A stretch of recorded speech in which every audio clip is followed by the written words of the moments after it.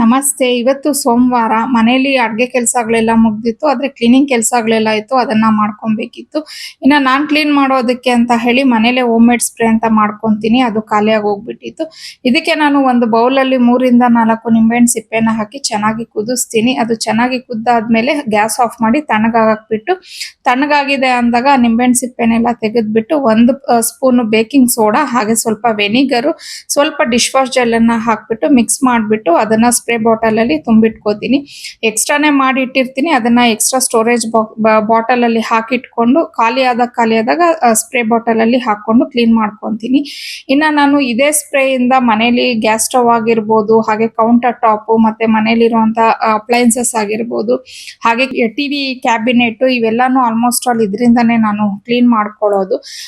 ಮತ್ತೆ ಆ ನಿಂಬೆಹಣ್ಣು ಸಿಪ್ಪೆ ಏನಿರುತ್ತಲ್ವಾ ಅದನ್ನ ಬಿಸಾಕಕ್ಕಿಂತ ಮುಂಚೆ ನಾನು ಏನ್ ಮಾಡ್ತೀನಿ ಅಂದ್ರೆ ಮನೇಲಿರುವಂತ ಟ್ಯಾಪ್ಸ್ ಅನ್ನು ಸಹ ನಾನು ಆ ಸಿಪ್ಪೆಯಿಂದಾನೇ ನೀಟಾಗಿ ಉಜ್ಜಿ ಕ್ಲೀನ್ ಮಾಡ್ಕೊಂತೀನಿ.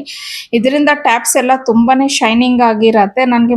ಸೊ ಇನ್ನ ಇವತ್ತಿಗೆ ನನ್ನ ವ್ಲಾಗ್ ಮುಗೀತು. Thank you for watching. See in the next vlog. Bye.